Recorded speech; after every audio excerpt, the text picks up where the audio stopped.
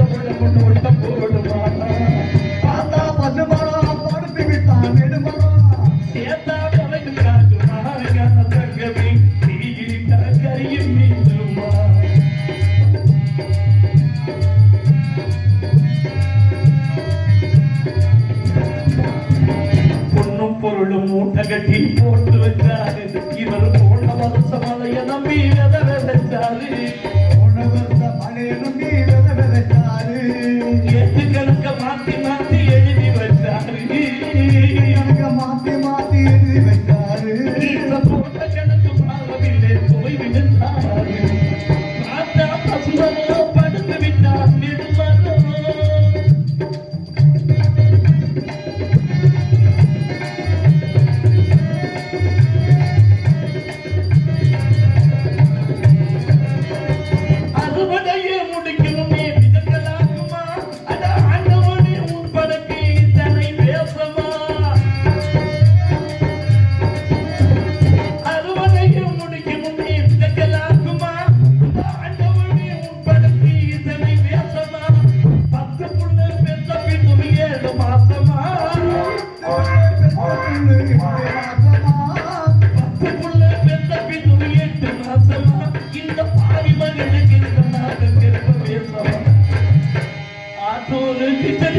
பார்த்து வாங்கி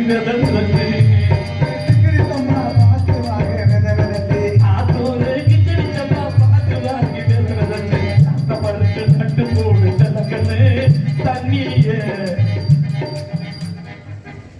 தண்ணியே தண்ணியே கையெல்லாம் ஆடுது பாபா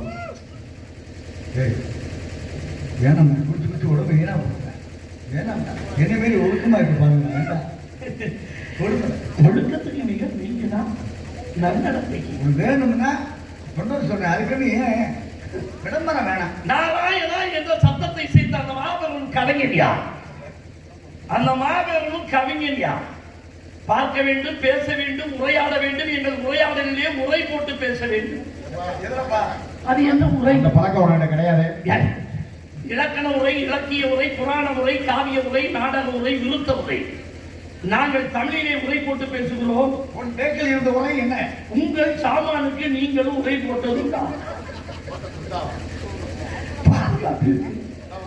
ஹார்மோனியத்தை வாசித்த பிறகு காலையிலே மறக்கும் பொழுது பாதுகாப்பிற்கு துணிவு மிருதங்கத்திற்கு கூட துணிவு ஆல்ரவுண்டுக்கு கூட துணிவு இதெல்லாம் உரை போட்டிருக்கும் பொழுது தாளம் மட்டும் எதற்காக அமனக்கூடியாகவே இருக்கிறது யோசிக்க வேண்டிய சையன்ற மனைவி கீழே இருக்கின்றார் சக்கர கணவன் குத்தும் பொழுது சை சக்கி என்ற ஆதிதாரம் பிறக்கிறது கணவனையும் மனைவியையும் பிரிக்கக்கூடாது என்பதற்காக இருவருக்கும் ஒரு உரை வந்திருப்பவர் முன்னுரையா முடிவுரையா கட்டுரையா கட்டுரை என்பது ஒரு பொருளை பற்றி புகழ்த்தி பேசுவதும் இகழ்த்தி பேசுவதும் அதற்கு பெயர் கட்டுரை முடிவுரை என்பது ஏண்டா இவன்கிட்ட பேசுனா முடிச்சுக்கிட்டு போயிடுவோம் அப்படின்னா அதுக்கு பேர் முடிவுரை வந்திருப்பவர் முன்னுரையா முடிவுரையா அல்லது கட்டுரையா ஜெயம் என்றால் வெற்றி பார்த்திபன் என்றால் காண்டீபன் ஏன் இந்த காண்டீபம் என்ற கணை அர்ஜுனனிடம் இருந்தது? அர்ஜுனனத்தை பார்த்திபன் சொன்னார். அதெல்லாம் தெரிஞ்சா நீயா இருக்க தண்ணி கொடி எதுக்கிட்டு வர்ற? அந்த அர்ஜுனன் என்ற முகத்தை பார்க்க வேண்டும், பேச வேண்டும். அருமையா பாடிட்டாரு, அருமையான பேச்சு, யாருமே பேசாத பேச்சு. சின்ன சின்ன அப்படி குட்டி குட்டி கதையெல்லாம் சொல்லி நம்ம மட்டும் குழந்தை கொடுக்கிறத விட அவரிடம் சற்று உரையாடி பார்ப்போமே. எங்கே அந்த காலத்திற்கு சொந்தக்காரர்? நீங்க பாடினாதான் அவர் வருவார். சங்க சட்டம், சங்க சட்டம் ஒன்று இருக்கு இந்த உலகத்துல. இன்றைக்கு பிராந்தினால எத்தனை குடி தெரியுமா அழிச்சுக்கிட்டு இருக்கு, எத்தனை பெண்கள் தெரியுமா கண்ணீர் வடித்துக் கொண்டு இருக்கிறார்கள். அந்த கண்ணீரை பற்றி, இந்த பிராந்தி கடையை பற்றி ஒரு பாடலை எழுதியிருக்கிறேன். அந்த பாட்டை எழுதுனது பிராந்தி கடையில உட்கார்ந்துதான். ஏண்டா பிராந்தி கடையில உனக்கு எப்படி பேப்பரும் பேனாவும் கிடைச்சிட்டு நீங்க கேட்கலாம். 1848 அட்டையை பிரித்தேன். உள்ளே வெள்ளையாக இருந்தது. சைனீஸ் கொடுப்பவர்களிடம் பேனா வாங்கினேன். உட்கார்ந்து எழுதினேன் அந்த பாட்டை. எங்க அப்படின்னா புதுக்கோட்டை பஸ் ஸ்டாண்ட்ல கண்ணாசுங்கிற கடையில தான் அந்த பாட்டை எழுதினேன். போன வருஷமே எழுதிட்டேன். அதை ஒரு 2-3 மேடையில பாடியிருக்கேன். நம்ம ஏரியாவில் பாடல. அந்த பாட்டை பாடணுமா? என்னுடைய சொந்த பாடல். ரொம்ப நொந்து வெந்து போய்தான் அந்த பாட்டை எழுதினேன். ஆகையினாலே என் கவலை தீர்க்க வந்த பிராந்தி கடையே, நான் கஷ்டப்படும் காலத்திலே உதவலையே. என் கவலை தீர்க்க வந்த பிராந்தி கடையே, நான் கஷ்டப்படும் காலத்திலே உதவலையே. காசு பணம் எல்லாத்தையும் புடுங்கிட்டியே,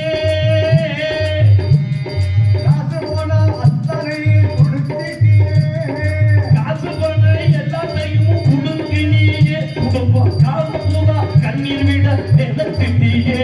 என் கவலையை தீர்க்க வந்த பிராந்தி கடையே, நான் கஷ்டப்படும் காலத்திலே உதவலையே.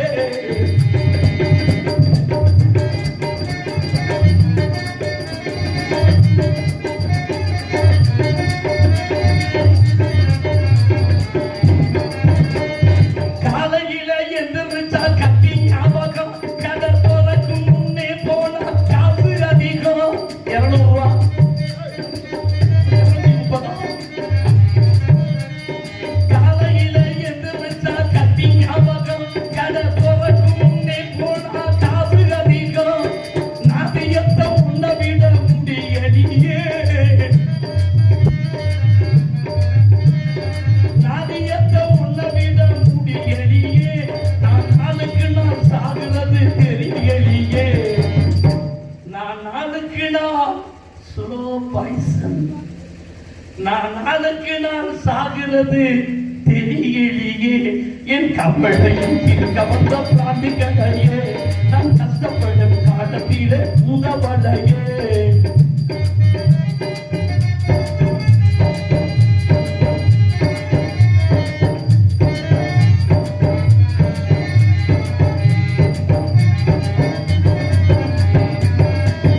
நாட்டுக்கு ஒன்னால நன்மை இருக்கு, எங்க வீட்டுக்கு ஒன்னால நஷ்டம் இருக்கு.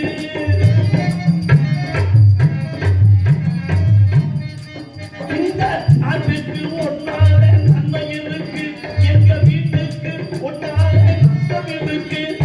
கஷ்டப்பட்டு உழைத்த காசு காணாம போச்சு, கஷ்டப்பட்டு உழைத்த காசு காணாம போச்சு. அதுக்கு காரணமே நீதான் தெரியுமாச்சு. என் கவலையை தீர்க்க வந்த பிராந்தி கடையே, நான் கஷ்டப்படும் காலத்திலே உதவலையே. கஷ்டப்படும் நேரத்தில் உதவி செஞ்சாயே.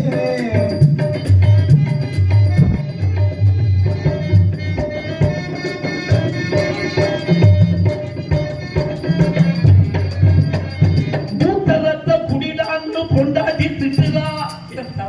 வீட்லயே அப்படியே திட்டுறாங்க. என் தங்கச்சி உங்களை திட்டுறா? சொல்லுமா சொல்லு, மூத்தத்தை குடிக்கணும்னு சொல்லிட்டேன். நான் குடிச்சாங்க சொல்லுவேன். அறிகட்டவனே, அதுக்கெல்லாம் அப்பால் பட்டவன் தான். அப்பா அம்மா மூத்தத்தையே குடிச்சுட்டான். மாப்பிள்ள மாப்பிள்ள எங்க வீட்டுல ரொம்ப திட்டுறாங்க, வண்டியில இருந்து விழுந்து. இந்த விஷயத்தை மட்டும் எந்த ஆம்பளையும் வெளியே சொல்றது இல்லை. ஏன்னா கொண்டாடி மூத்தத்தை குடுறான்னு சொல்ற விஷயத்தை யாருமே வெளியில சொல்றது. நீ குடிச்சிருக்கியா? குடிச்சிருக்கேன். மூத்தத்தை குடிடான்னு மனைவி திட்டுறான், எனக்கு ஆத்தரத்தை உண்டு பண்ணி சண்டை போடுறான். மூத்தத்தை குடிடான்னு மனைவி திட்டுறான், எனக்கு ஆத்தரத்தை உண்டு பண்ணி சண்டை போடுறான். சண்டை போடு நேரத்தில் வேண்டிய காணும், சண்டை முடிஞ்சு பார்த்த பின்னே ஏன் டவுசர் காணும். ஆக மொத்தம் அம்மனமா நின்றுருக்க. இந்த செடி நமக்கெல்லாம் தேவையா? தயவு செய்து உங்களை கையெடுத்து கும்பிடுறேன், குடிக்காதீங்க. பொண்டாட்டி புள்ள எல்லாம் திட்டுது, என் வேட்டி கூட காத்திக்கிட்டு துப்புது. பொண்டாட்டி புள்ள எல்லாம் திட்டுது, என் வேட்டி கூட காத்திக்கிட்டு துப்புது.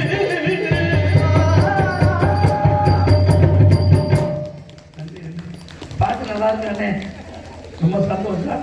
நான் காரிக்கிட்டு துப்பி இருக்க மாட்டேனா? எங்கே அந்த காலத்திற்கு சொந்த காலம்?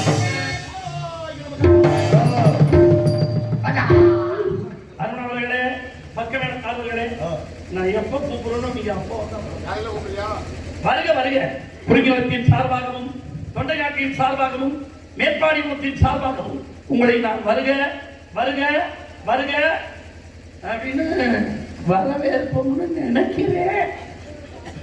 நீங்க வரவேற்புக்கு தகுந்த ஆளா அப்படிங்கிறது சந்தேகப்படுறேன். சந்தேகம் இன்னும் ஒரு சரக்கு, அது பெண்கள் மனசுல தான் இருக்கு. ஆம்பளை ஓகட்டை ஆண்டா வந்துச்சு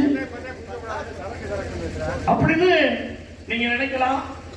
அப்படி நீங்க நினைக்கிறது அது சரிதான் அப்படின்னா அதை நான் தப்புன்னு பேசுவேன். நீங்க நினைக்கிறது தப்புதான் அப்படின்னா அதை நான் சரின்னு பேசுவேன். இல்லப்பா நீ நினைக்கிறத சரி அப்படின்னாலும் அதை நான் மறுத்து பேசுவேன். அத்தர் புணுகு சந்தனம் சவாது இந்த வாசம் எல்லாம் ஒரு மனுஷன் மேல வருது அப்படின்னா அவன் அடிச்சுக்கிறதுனாலயே பூசிக்கிறதுனால என்ன. ஆனா அந்த அத்தர் புணுகு சந்தனம் சவாது ஒரு தெய்வத்து மேலதான் வரும். அந்த வாசம் உங்க மேல எனக்கு வருது. தெய்வம் அப்படிங்கிறது எனக்கு தெரியுது. ஆனா தெய்வத்துல நீங்க யாருக்கும் தெரியல. இன்னைக்கு சிவனை எடுத்துக்கங்க. சிவபெருமானை எவன் அடிக்கடி கும்பிடுறானோ, எவன் அடிக்கடி சிவபெருமான் கோயிலுக்கு போறானோ, அடிக்கடி சிவனே சிவனே அப்படின்னு நினைக்கிறானோ அவனுக்கு குடும்பம் போயிருக்கு. இந்திரனை பார்த்தா பொம்பளை ஆசை போயிடும். சந்திரனை பார்த்தா இரவு போயிடும். சூரியனை பார்த்தா இருட்டு போயிடும். யமனை பார்த்தா உசுறு போயிடும். நாரதனை பார்த்தா ஊரு நிம்மதியே போயிடும். தெரியுது நீங்க தெய்வம் அப்படிங்கிறது எனக்கு தெரியுது. நீங்க சிவனா, இந்திரனா, சந்திரனா, சூரியனா, யமனா, நாரதனா, நீங்க யாருன்னு என்கிட்ட அறிமுகப்படுத்திக்கிட்டா தான் உங்களை நான் வரவேற்க முடியும். பேசுங்க. கெட்ட நேரம் ஒண்ணு ஆரம்பிச்சுன்னா செத்த நாய் கூட முட்டை மாதிரி ஏறி கிடைக்குமா? பழமொழி. ஊருக்குள்ள எங்க அப்பா தான் சொன்ன மாதிரி ஒரு செய்தி உள்ள ஒரு சிறப்பான ஒரு பேச்சு. பேசக்கூடிய சிறப்பு இருக்கிறது நல்ல ஒரு நாகரிகம். பேசக்கூடிய சிறப்பு. முன்ன பின்ன முகம் தெரியாத ஒரு மனிதரை முதல்ல சந்திக்கும் பொழுது வருக வருக என்று கூறலாம் என்று நினைக்கிறேன். இழுவை தான் நம்மளுக்கு பிடிக்காது. ஒண்ணு கூறணும், இல்ல கூறாம இருந்துடும். ஒரு விஷயத்தை செய்யற இல்ல செய்யாம இருக்கணும். போவியாடா போக மாட்டேன்னு கேட்டோம்னா போறேன்னு சொல்லு, இல்ல போக மாட்டேன்னு சொல்லு.